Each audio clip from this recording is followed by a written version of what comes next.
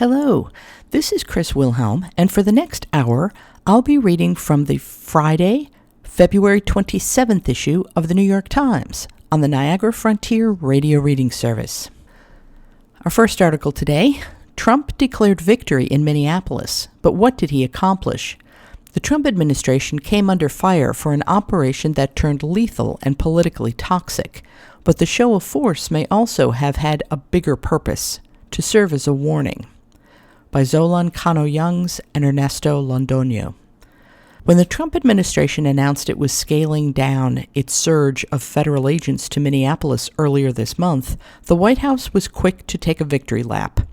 President Trump's advisor on the border, Tom Homan, said the administration decided to pull back many of the roughly 3,000 agents after it had secured an unprecedented level of coordination with law enforcement officials on immigration enforcement. The White House claimed that nearly every county in Minnesota had established new agreements to help transfer undocumented immigrants in their jails to federal custody. The Twin Cities of Minnesota in general are and will continue to be much safer for the communities here because of what we have accomplished under President Trump's leadership, said Mr. Homan, who wound down a contentious 2-month operation that led to thousands of arrests and the deaths of 2 U.S. citizens at the hands of immigration agents. But sheriffs and public officials across the state say little, if anything, has changed about their immigration enforcement policies. In fact, many of them said they were already cooperating and that the operation in Minneapolis had nothing to do with it. The office of Governor Tim Walz of Minnesota, a Democrat, said it was unaware of a single policy change on immigration cooperation at the state, city, or county level.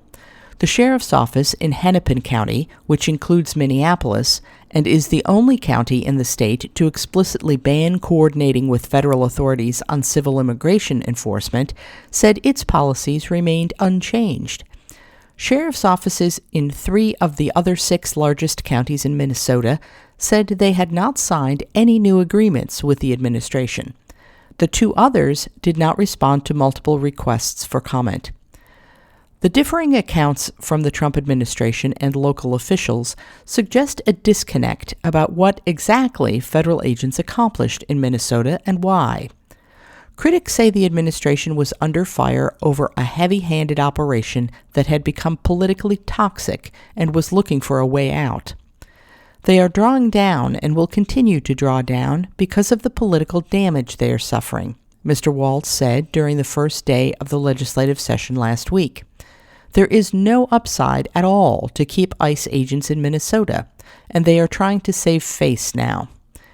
And while the administration insists it demanded new cooperation, the show of force in a Democratic-led state also could be seen as a potent warning to other states at a moment when Mr. Trump is trying to reclaim the narrative on immigration, which has been a traditional political strength for Republicans. Mr. Homan was clear early this month about why he was winding down the operation. Because of unprecedented levels of coordination that we've obtained from state officials and local law enforcement, I have proposed and President Trump has concurred that this operation conclude, he said. This community is safer. White House officials have provided various responses when asked to provide details about the new agreements they said they struck with counties. Speaking on the condition of anonymity to detail the reasoning for winding down the operation in Minnesota, White House officials claimed that 80 counties that previously declined to cooperate with ICE had now agreed to notify the agency when they released undocumented immigrants from their jails. When asked for the names of those counties, the White House said it was sensitive law enforcement information. When asked about various counties that said they were already cooperating with ICE or had not changed their policies, Mr. Trump's aides argued that some counties have increased their cooperation without necessarily changing their written policies. These agreements, paired with pledges from local police to respond to our officers' calls for help, take down roadblocks, and respond to agitator unrest, represents unprecedented levels of cooperation that did not exist before, said Abigail Jackson, a White House spokeswoman. But sheriffs across Minnesota said that is nothing new. "I don't know what the gauge is for the unprecedented," said Joe Lecco, a sheriff in Dakota County, Minnesota, who added that his department has been notifying ICE when it released people without legal status from its jails. When the administration made its claims of new cooperative agreements, Mr. Lecco said he kind of looked over my shoulders and, what? Who committed to what here? Am I missing something else that we should be doing? Throughout the deployment, called Operation Metro Surge, the administration repeatedly complained that Minnesota jails and prisons released people without legal status with little or no effort to transfer them into federal custody. State facilities, however, said they were already transferring people to ICE once they finished their sentences. About 30% of the people ICE detained in Minnesota last year were turned over by local jails and prisons, a New York Times analysis of federal data shows. But that number is a lower share than in 39 other states. No one, for example, was transferred from Hennepin County, which has the state's largest jail. The sheriff's office there said in a statement that it has not entered into any new agreement and our policies remain unchanged. Local jails in Minnesota have declined or ignored hundreds of the more than 2,000 detainers, requests to hold someone longer in detention until ICE could take custody of them, filed since Mr. Trump took office. Sheriffs in the state said their hands were also tied by local laws, and some have lost lawsuits in recent years filed by immigrants who said they were unlawfully detained at the request of immigration officials. Minnesota's Attorney General, Keith Ellison, a Democrat, has said sheriffs cannot hold people wanted by ICE longer than they would otherwise be jailed. The agency has historically asked jails to keep people for up to 48 hours beyond their projected release time so they can take them into custody.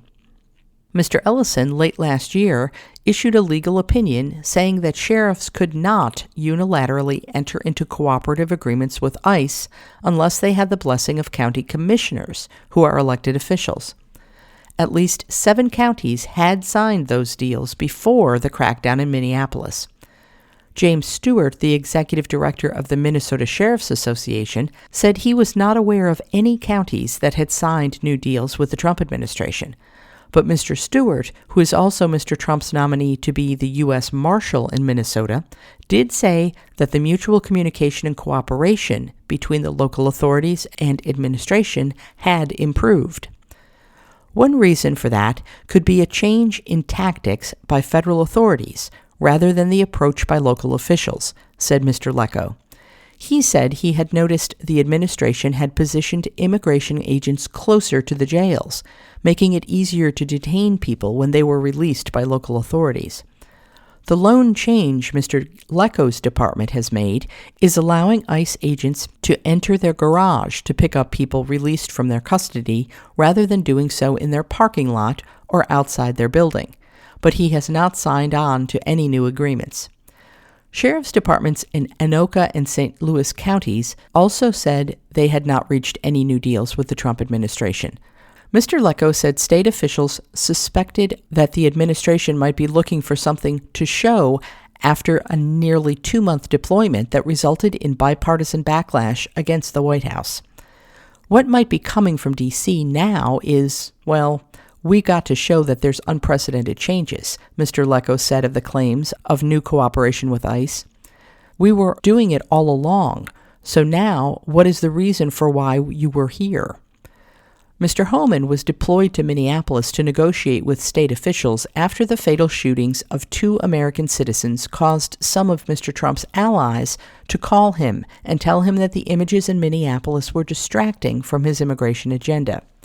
After the shootings, polling showed that a small but growing share of Republicans said the administration's enforcement tactics had gone too far, and independent voters who helped swing the 2024 election to Mr. Trump also said the crackdown had gotten out of hand.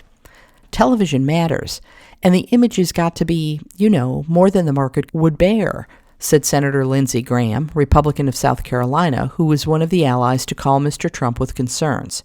So Trump adjusted. That doesn't mean we've abandoned mass deportation. In the span of a few weeks in January, federal agents had killed Alex Preddy, a 37-year-old nurse who was pinned face down and shot multiple times in the back, and Renee Good, a 37-year-old mother who was shot inside her SUV on a Minneapolis street. Mr. Lecco said he was concerned that the aggressive tactics harmed trust between residents and law enforcement, something that was already fractured after the murder of George Floyd in 2020 by a Minneapolis police officer. He said one of his own deputies of Hispanic descent was pulled over recently by ICE agents when she was off duty. "You're up here for the worst of the worst, the rapists and the murderers, but you're stopping law enforcement off duty because of their race," Mr. Lecco said. "So what are you doing? How are you going to explain that? It was like a tornado coming through here, and we're trying to pick up the pieces right now," he added. "And unfortunately, a lot of this stuff, I think, could have been alleviated on the front end." Birds aren't just declining. They're declining faster, a new study finds. Scientists studying data collected over more than 3 decades found accelerating losses. Their research offers clues about the causes. By Katrin Einhorn. Birds in the United States are not only declining, but they are declining faster, especially in areas with intensive agriculture, according to new research.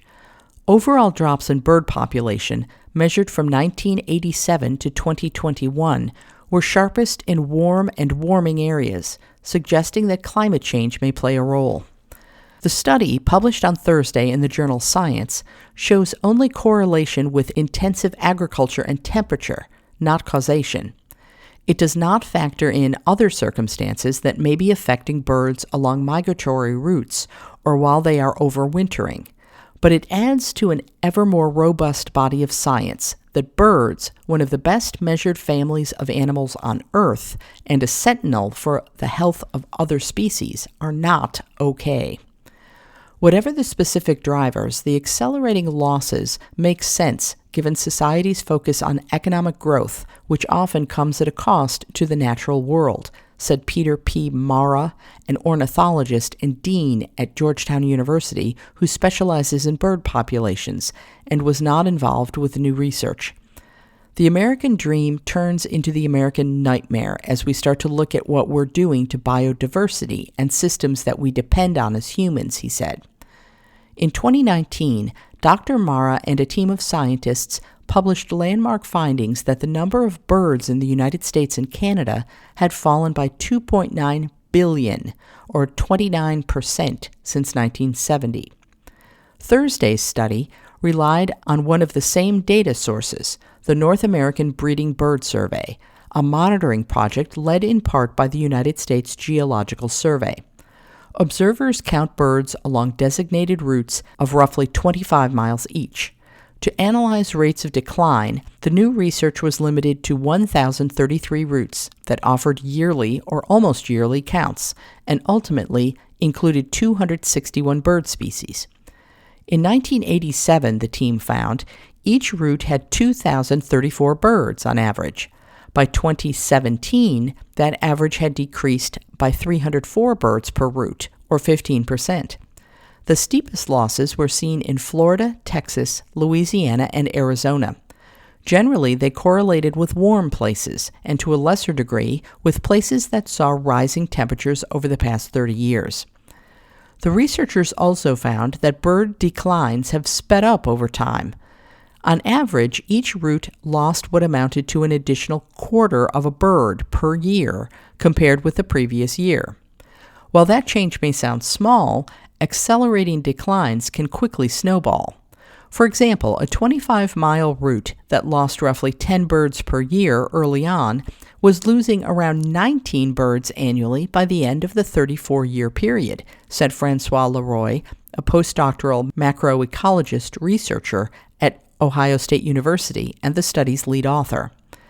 When the team analyzed and mapped the rates of decline, hotspots of acceleration lit up in California, the Midwest, and the Mid-Atlantic region. We were quite surprised to see those patterns, Dr. Leroy said. The team decided to add further analysis using statistical modeling to look for associations. Among 20 metrics, they looked at fertilizer use, pesticide use, and area of cropland. What we found is that any metric of agricultural intensity was always the best predictor of acceleration of the decline. But the authors themselves and scientists who were not involved in the work emphasized that more study was needed to determine what was actually driving the losses.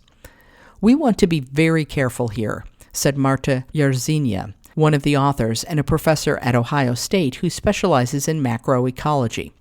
"It's very difficult to really get the mechanism of change with a large-scale, continental-scale correlative study such as ours."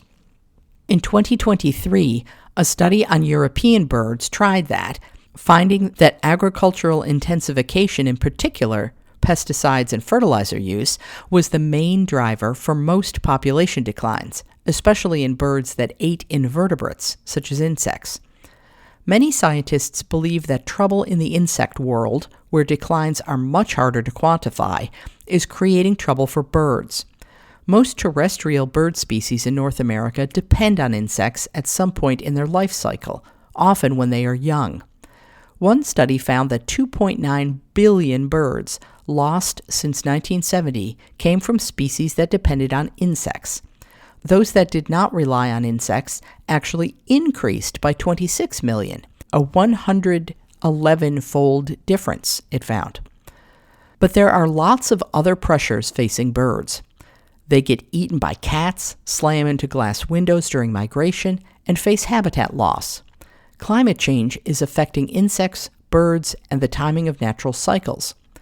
In a bright spot from the research, forest-dwelling bird populations were found to be stable or increasing, perhaps related to an expansion in habitat as unused farmland in certain areas returns to woods. Morgan Tingley, an ornithologist and quantitative ecologist at the University of California, Los Angeles, praised the study's use of sophisticated statistical modeling, particularly in finding the accelerating declines. While this study is not definitive of the causes why, Dr. Tingley said, it at least suggests pretty convincingly that it's not just one thing. You are listening to a reading of articles and features from the New York Times on the Niagara Frontier Radio Reading Service. New ACA plans could increase family deductibles to $31,000. The Trump administration is proposing Obamacare plans that it says will lower health insurance premiums, but critics warn they could make care unaffordable. By Reed Abelson. The Trump administration's proposed new rules for Obamacare plans next year would shift more health care costs to Americans, with much higher deductibles that could lead to larger medical bills. Under the proposal, people who rely on the Affordable Care Act for their health insurance coverage could choose plans with much lower monthly premiums, but that could leave them exposed to medical expenses totaling thousands of dollars more than ACA plans do now before their insurance would kick in. Heading into the midterm elections, offering these new plans is one of few options open to the Trump administration to lower Obamacare premiums that do not require congressional approval. Affordability has become a campaign mantra for Democrats. Healthcare costs were viewed as the top economic concern in a recent public opinion poll from KFF, a health research group. In his State of the Union address, Mr. Trump blamed the crushing cost of healthcare on the Affordable Care Act, saying the program funneled money to the big insurance companies. He advocated sending the payments directly to Americans so they could buy their own health care, which will be better health care at a much lower cost. But Congress would need to pass legislation to allow the money to be redirected or make any major changes to the program. Instead, the administration is proposing a set of rules that would allow the introduction of new plans, including those that are much less expensive than ones available today. These plans are favored by Republicans who believe people will be much better at finding care at low prices when they spend their own money for a doctor or treatment. The administration did what it could within the confines of the statute to increase consumers' choice. Try to keep premiums low, said Joel White, a health policy analyst who advises Republicans. Dr. Mehmet Oz, the director of the Centers for Medicare and Medicaid Services, which oversees the Obamacare markets, promoted the new proposal. The goal is simple: lower costs, more choice, and exchanges that work as intended, he said. The agency declined to make anyone available to discuss the proposal. Critics of the new approach warn that consumers are already abandoning costly health insurance coverage. More than 1 million people have dropped out of Obamacare this year to date, a decline that many attribute to a decision by the Republican-controlled Congress to let enhanced subsidies expire at the end of last year. Millions of people who depended on the subsidy cushion under Obamacare were hit with monthly premiums that were double or more of what they paid last year. Dr. Oz's new proposal would allow one kind of health plan to raise the annual deductible to more than $15,000 for an individual and $31,000 for a family. Those are much higher than current Obamacare plans. The individual deductible would be 8 times the average for someone with job-based insurance. Many policy experts expressed doubt that the administration's proposal would reduce the high cost of health care. Nobody wants that product, said Amitabh Chandra, a Harvard health economist who has studied high-deductible plans. It's going to be a really cheap product that nobody wants. The proposal involves a type of plan known as a catastrophic or skinny policies. While they may be appropriate for someone who is young and healthy, a sudden emergency room visit or unexpected hospital stay could cost thousands of dollars in unforeseen bills. People with chronic medical conditions also might have to pay for much, if not all, of their care out of their own pockets. Dr. Joseph R. Betancourt, the president of the Commonwealth Fund, which finances healthcare research, pointed out that people are already struggling to pay for their medical care. There's no doubt that we have an affordability crisis, he said. As we move forward to shifting more of the burden to patients, there's a chance to really exacerbate the crisis. The proposed ACA rules include numerous potential changes to the Obamacare markets. Some would make it harder for people to enroll, while others would redefine which benefits must be covered by a plan. Adult dental care would no longer be considered an essential benefit. The proposal could also erode other consumer protections. Overall, the rules could result in up to 2 million people dropping coverage in 2027, according to the administration's own estimates. The administration's proposal would also usher in other plans that could lead to severely restricted access to doctors and hospitals. Some people could be left without a dedicated network of sources for medical services, forcing them to search on their own for care and risk sizable bills. Insurance companies could potentially sell multi-year policies as well as plans that do not offer an established network of hospitals and doctors. Those plans would instead pay a fixed amount for a doctor's visit or procedure, and patients would have to pay any difference in price. Many people sticking with Obamacare are already choosing cheaper, less comprehensive plans. In California, for example, more than a third have selected bronze plans with the highest out-of-pocket costs that are eligible for subsidies. Last year, less than a fourth of Californians picked that option. The administration's proposal focuses on catastrophic plans, policies that were originally envisioned under the law as a last resort for those who could not afford any other coverage.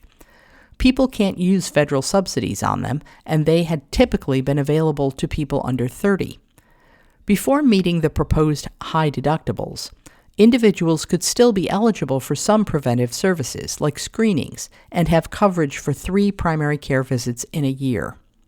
Catastrophic plans have been unpopular, largely because some bronze plans are not that much more expensive.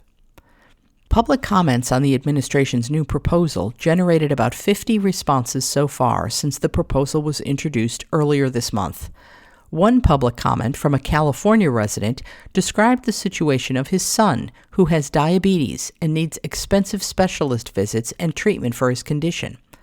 Higher deductibles would mean that he would not be able to access these critical supplies and visits, resulting in hospitalization or death, the California father wrote. urging the government to instead reinstate the expanded subsidies so people could buy better coverage. Others worry about creating an inferior version of insurance. We're normalizing hardship and we're normalizing catastrophe, said Catherine Hempstead, a senior policy advisor for the Robert Wood Johnson Foundation. The new rule is not trying to make something comparable to employer coverage, she said. Republicans argue that high-deductible plans will encourage people to actively shop for medical care, choosing less expensive doctors and foregoing unnecessary treatments. They consider Obamacare to be a handout to large insurers and believe consumers should decide which doctors and hospitals they want.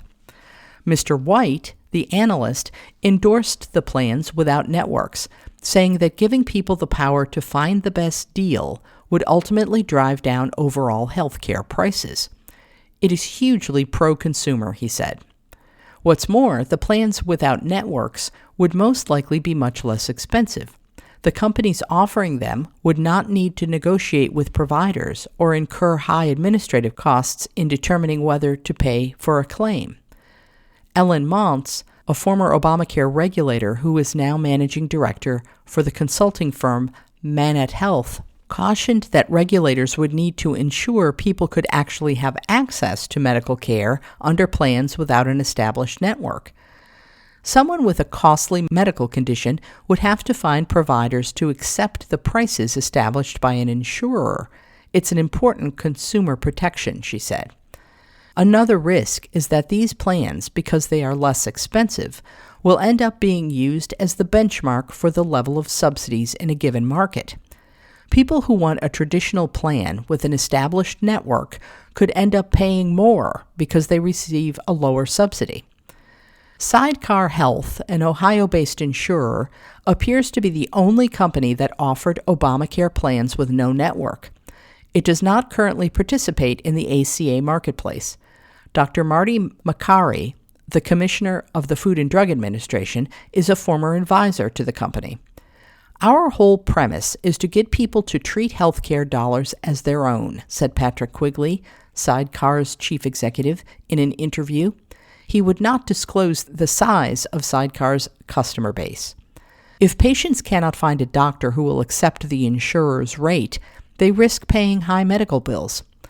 It is not going to work as insurance as most people understand it and what most people are looking for, said Katie Keith, a health policy and law expert at Georgetown University, who has written extensively about the proposed rules. You are listening to a reading of articles and features from the New York Times on the Niagara Frontier Radio Reading Service.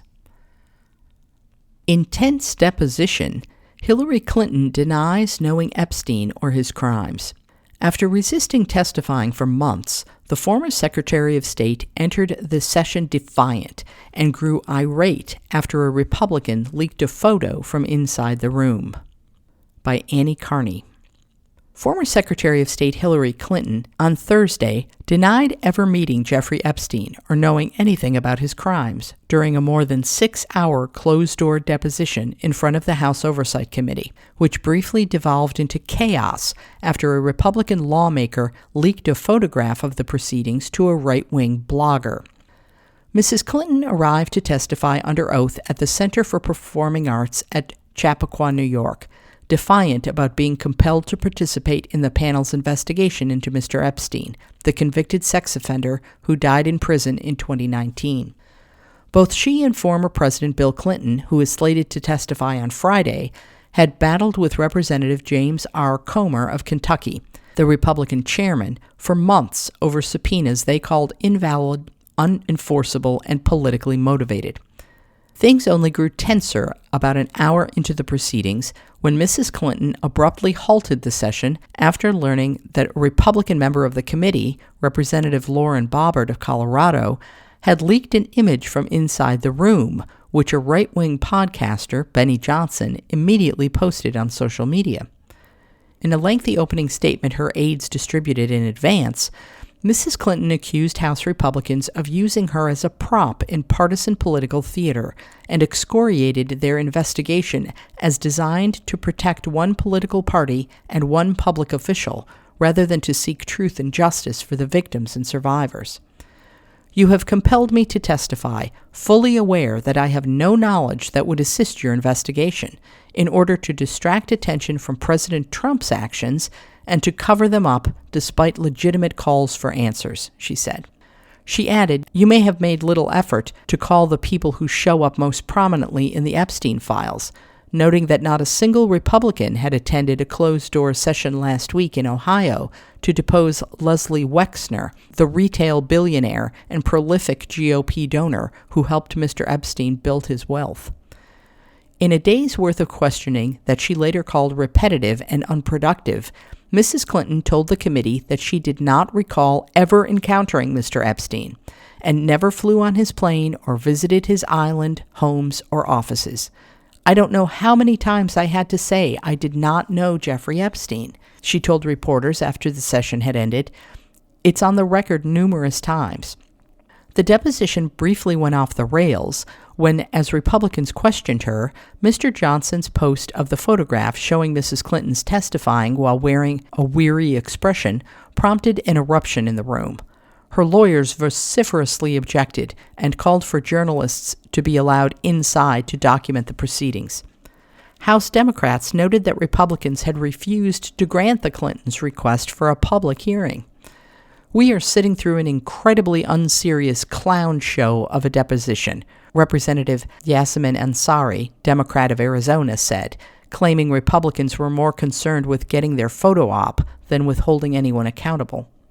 Representative Robert Garcia of California, the top Democrat on the committee, said Republicans had broken their own rules by releasing images from inside the room and said it was gracious of Mrs. Clinton to agree to continue participating at all.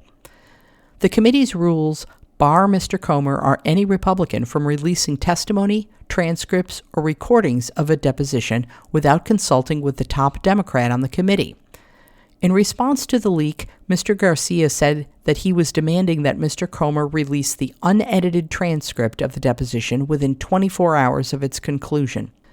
The leak of the photograph, Mrs. Clinton later told reporters, was very upsetting because it suggested that they might violate other of our agreements. Still, the deposition resumed about 30 minutes later. Throughout the day, Democrats participating in the proceedings said they were an embarrassment to Republicans, turning up nothing of significance. "Secretary Clinton is puzzled as to why she's here answering questions," said Representative Suhas Subramaniam, Democrat of Virginia. "I'm trying to figure out what else to ask her. She doesn't know much." He said the Republicans spent hours grilling her about Mr. Epstein's involvement in raising money for the Clinton Global Initiative. But Mrs. Clinton was a senator during the years when her husband was starting his foundation, and she told the committee she had not been involved. "We are talking to the wrong person today," Mr. Subramaniam said. "Who we should be talking to instead is people who are actually mentioned in the files." At one point, Representative Nancy Mace, Republican of South Carolina, pressed Mrs. Clinton about her husband's friendship with Mr. Epstein and asked whether she had any feelings about photographs that showed Mr. Clinton receiving a back rub from a young woman or otherwise associating with Mr. Epstein. Mrs. Clinton responded coolly that she was not there to discuss her feelings. The exchange was reported earlier by CNN. Afterward, Mrs. Clinton noted that the questions from Republicans had veered far from anything having to do with Mr. Epstein. She said that she was asked about UFOs and that one member posed a series of questions related to Pizzagate, a false story circulated by conspiracy theorists that Democratic operatives were running a child sex trafficking ring out of a pizza restaurant in Washington, D.C. Mr. Clinton's scheduled deposition on Friday will be the first time a former president has been compelled against his will to testify before a congressional committee. Speaking to reporters ahead of the deposition, Mr. Comer appeared defensive about his decision to investigate Mrs. Clinton, but promised that both sessions would be long and comprehensive. He noted that some Democrats on the committee had voted to hold both Clintons in contempt of Congress if they did not appear to testify. He also reiterated his claim that Mrs. Clinton was of interest to the committee because Ghislaine Maxwell, Mr. Epstein's longtime companion, attended her daughter Chelsea Clinton's wedding. Mr. Subramaniam said that during the deposition, the former Secretary of State explained that Ms. Maxwell had been a guest of a guest at the wedding, adding that Mrs. Clinton didn't really know or talk to her in any way. Some Democrats on the Oversight Committee were careful not to criticize Republicans on the panel for investigating the Clintons, saying that they were happy to question anyone who might have knowledge of Mr. Epstein's and Ms. Maxwell's crimes. Other Democrats expressed outrage. There is no indication, zero, zip, zilch, nada, that Secretary Clinton had any knowledge of the Epstein's crimes, said Representative James R. Walkinshaw, a Democrat of Virginia. My fear is we're here today as part of a political exercise, part of a long-running fever dream where Republicans want to lock up Secretary Clinton.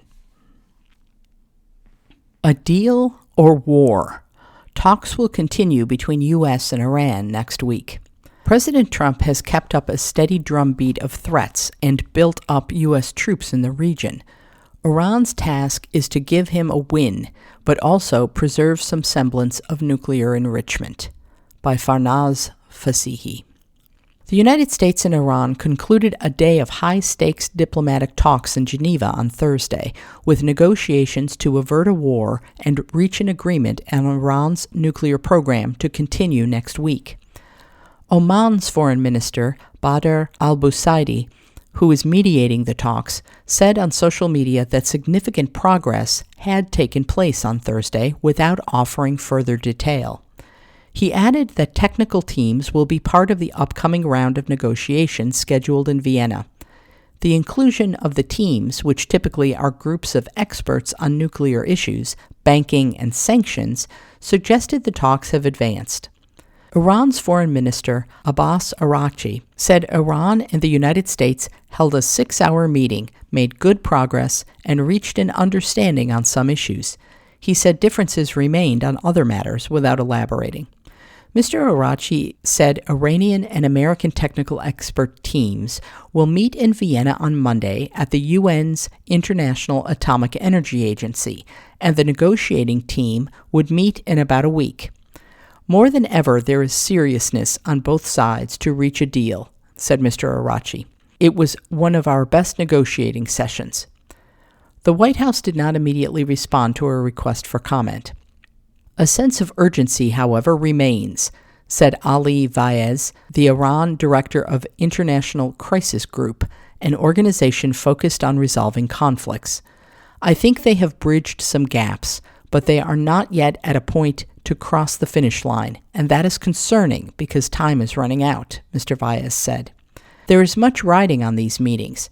President Trump, in his State of the Union address on Tuesday, said he preferred to resolve the standoff with Iran through diplomacy. But he added, I will never allow the world's #1 sponsor of terror, which they are by far, to have a nuclear weapon. Can't let that happen. Iran, however, has maintained that it will never totally give up nuclear enrichment. Our fundamental convictions are crystal clear. Iran will under no circumstances ever develop a nuclear weapon. Neither will we Iranians ever forego our right to harness the dividends of peaceful nuclear technology for our people, said Mr. Araghchi in a social media post ahead of the talks. Iran was expected to offer a proposal designed to maintain some level of enrichment while also allowing Mr. Trump to declare victory. 4 Iranian officials, who were not authorized to speak publicly, said Iran would offer a suspension of nuclear activity and the enrichment of uranium for 3 to 5 years while maintaining a very low level of enrichment at 1.5% for medical research. After that, the country would join a regional nuclear consortium. It would also offer to dilute the 400 kilograms of highly enriched uranium it still maintains in phases, while allowing access to inspectors from the United Nations Atomic Agency to oversee all steps and monitor compliance. Mr. Araghchi led his country's negotiating team and held meetings mediated by Oman with the special U.S. envoy Steve Witkoff and Mr. Trump's son-in-law Jared Kushner. It was the third round of talks since negotiations resumed this month following Mr. Trump's threat to intervene militarily in the midst of an uprising in Iran against the government in January. Iran cracked down with lethal force, killing at least 7,000 protesters, according to rights groups. Overall, during these talks, Tehran must convince Washington that it has no intention to weaponize its nuclear program, and also give Mr. Trump enough leeway to claim he achieved more than his predecessors ever did in dealing with Iran. The U.S., in turn, has to incentivize Iran with some tangible rewards, like lifting both the threat of war and economic sanctions on Iran's international banking and oil industry that have contributed to the near collapse of its economy. Iranian officials have also said publicly that their proposal to the United States would include a pledge to buy American goods, such as passenger airplanes, and an invitation to American companies to invest in Iran's energy, oil, and gas industries and gain access to mines with minerals like lithium. Iran's supreme leader, Ayatollah Ali Khamenei, had banned American companies from entering Iran in the first deal, but has now granted permission, Iranian officials said. A large economic cooperation between Iran and the U.S. could function as a catalyst for building trust, said Hussein Mousavian, a former senior diplomat and spokesman for Iran's nuclear negotiating team in 2015 in an interview. Iran's missile program, specifically the range of its ballistic missiles, which at 2,000 kilometers can reach Israel and all the U.S. bases in the region, and its support of militant groups in the region are not currently on the table. Iran refuses to talk about the ballistic missiles, to us or to anyone, and that's a big problem, said Secretary of State Marco Rubio on Wednesday to reporters. He said eventually Iran and the U.S. would need to have conversations beyond the nuclear program. In 2018, during his first term in office, Mr. Trump followed through on a campaign promise and withdrew the United States from a nuclear deal between Iran and world powers secured during President Obama's term in 2015. Under the deal, called the Joint Comprehensive Plan of Action, Iran's enrichment was capped at 3.5%, a civilian grade, and it shipped its stockpile of enriched uranium to Russia. The UN's International Atomic Energy Agency and American intelligence agencies determined that Iran was in full compliance with the deal. Mr. Trump imposed tough economic sanctions on Iran. European countries that were party to the deal, France, Britain, and Germany, complied with the U.S. sanctions. Those efforts effectively left Iran with little to no rewards under the deal. Iran gradually increased its enrichment from 3.5 to 60%, which is close to the 90% that is considered weapons grade, and amassed enough of a stockpile of highly enriched uranium to be able to build several nuclear bombs if it chose to do so, with a breakout time of several weeks, according to Rafael Grossi, the head of the UN's Atomic Agency.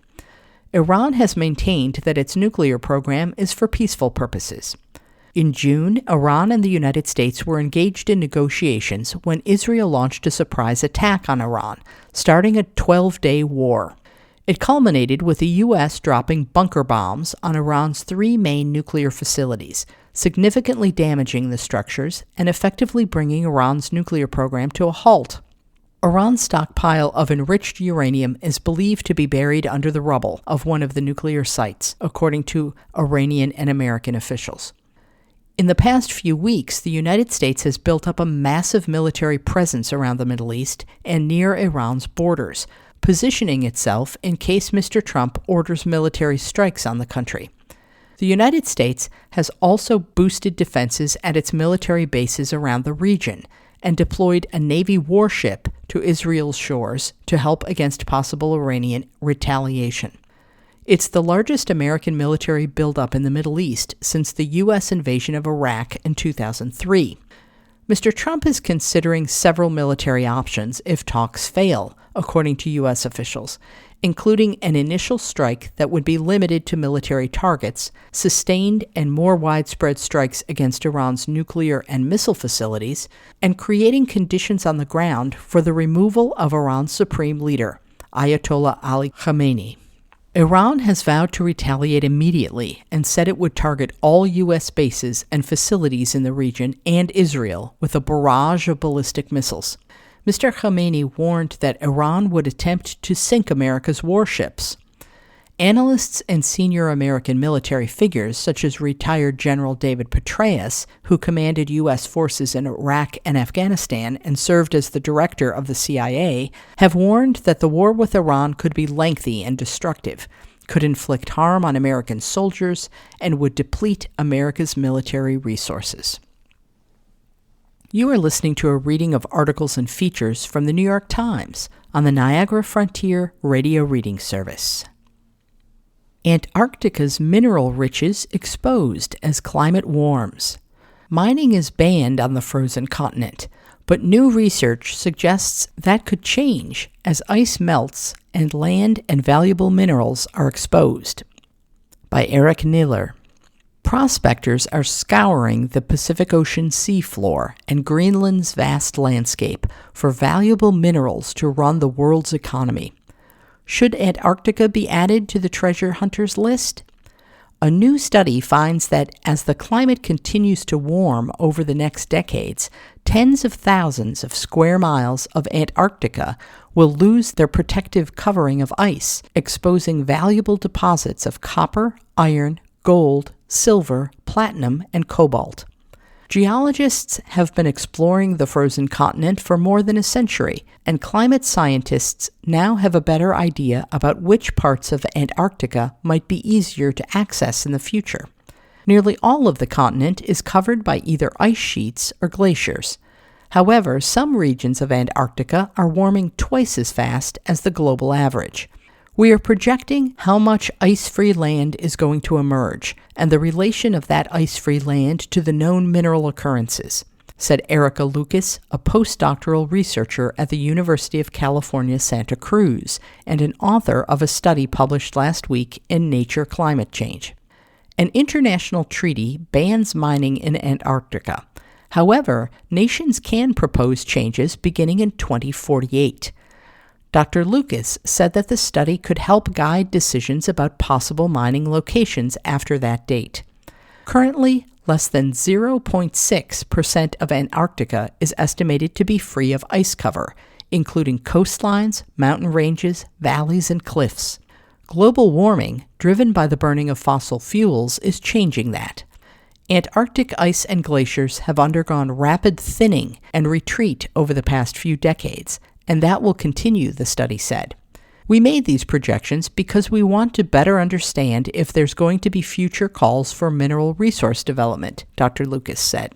Two regions of Antarctica hold the most promising mineral deposits: the 810-mile-long Antarctic Peninsula, which sticks up from the continent like a thumb toward the southern tip of South America, and the 2,000-mile-long Transantarctic Mountains that separate East and West Antarctica. The peninsula is claimed by Chile, Argentina, and the United Kingdom, and the mountain range is claimed by Australia and New Zealand. All territorial claims on Antarctica were suspended by the 1959 Antarctic Treaty and are not recognized by other nations. However, the study's authors predict that as more land is exposed, countries will begin to advocate mining. The study examined several future scenarios to determine how much land would become free from ice, weighing global temperatures, rising sea levels along the coast, and how much the land could rise once the ice melts and the weight of glaciers is removed.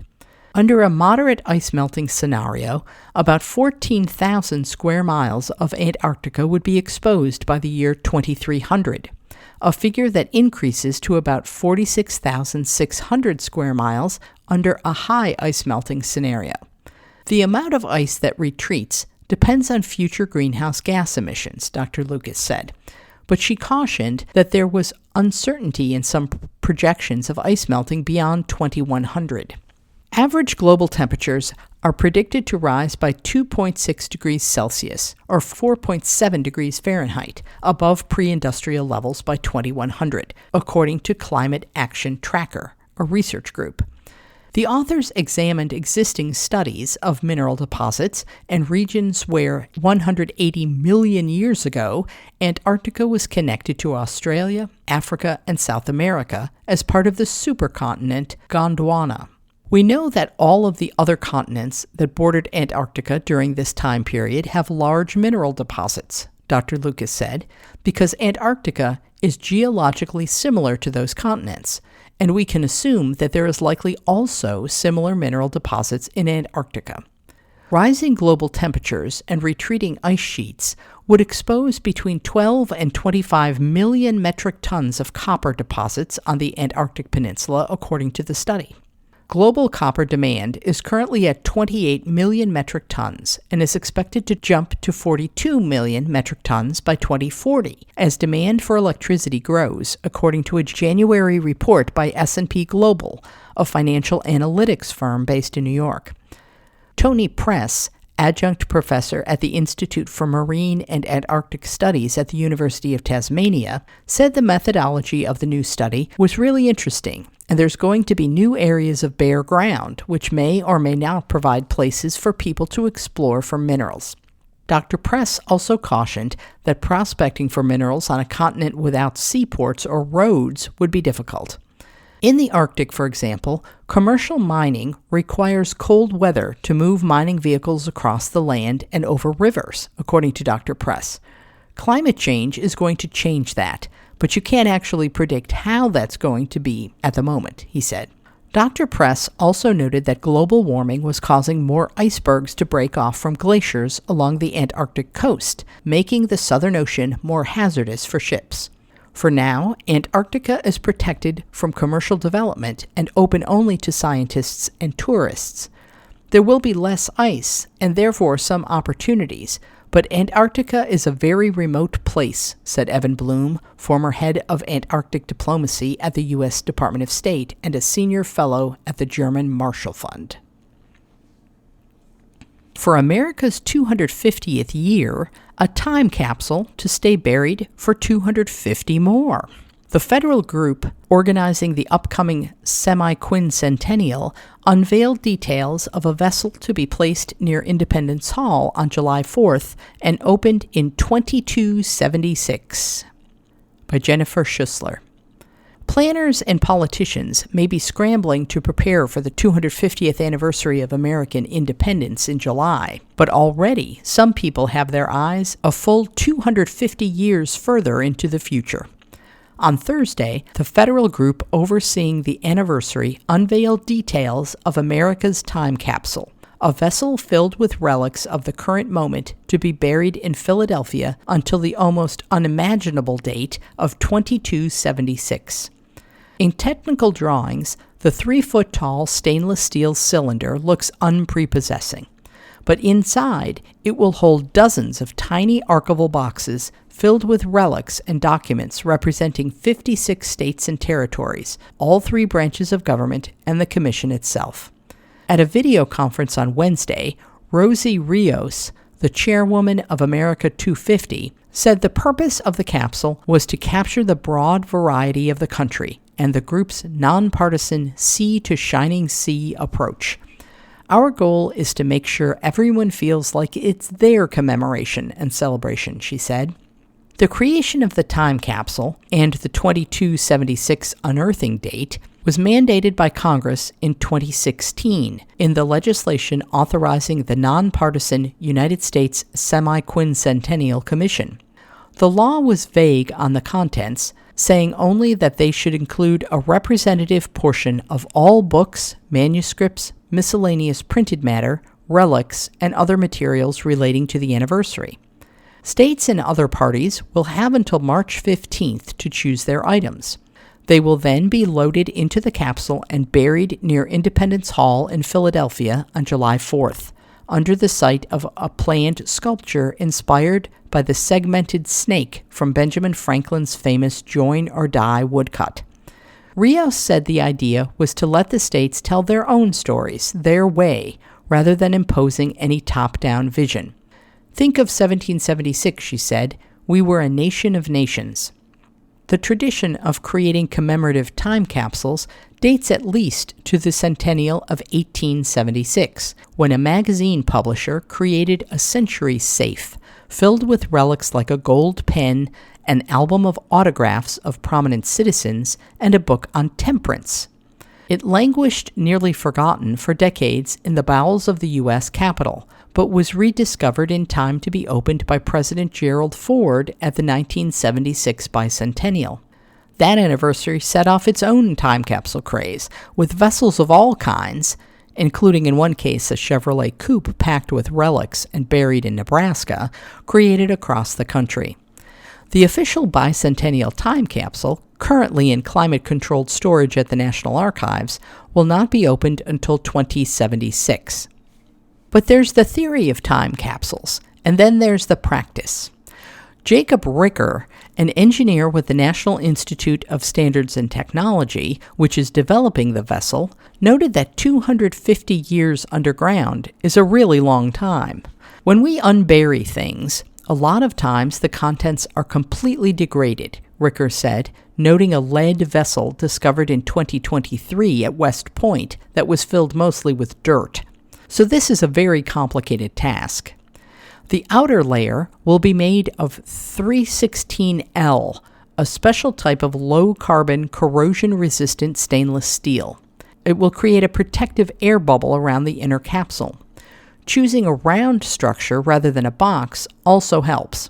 Anytime you have a corner, that's where it's going to fail, Ricker said. The inner capsule, with a 24-inch diameter, will be fitted with shelves holding small boxes dedicated to each state and territory. There will also be a separate, specially designed archival box for paper, with room for one sheet per state. States and territories will have wide latitude in filling their dedicated boxes, though materials must be stable and non-reactive. A full reveal of the time capsule's contents will not come until closer to July. But Tom Medema, a retired National Park Service employee who is managing the project, offered a teaser from Hawaii. That state, he said, wanted to include a letter to the future, both in English and Hawaiian, which would require permission for an extra sheet of paper. We said yes, Medema said. In April, a replica of the vessel will go on display at the White House Visitor Center, where people will be invited to drop notes to the future inside, some of which will be included in the final capsule. Then, in late June, the real thing will be on display at the Liberty Bell Center, next to Independence Hall, before being buried on July 4th. Asked about the possible impact of climate change, Ricker noted that Independence Hall is 30 feet above sea level, and Medema said that if the site somehow became endangered and Independence Hall and the Liberty Bell needed to be relocated, the time capsule would move as well. But his thoughts for America's 500th anniversary in 2276 were optimistic. As somebody who still collects bicentennial coins, the idea of a message in a bottle to people 250 years into the future is almost incomprehensible, Medema said. Hopefully, they won't know everything that's in there, he added, so there will be some beautiful surprises. You've been listening to a reading of articles and features from the Friday, February 27th issue of the New York Times. Your reader has been Chris Wilhelm. Thank you for listening.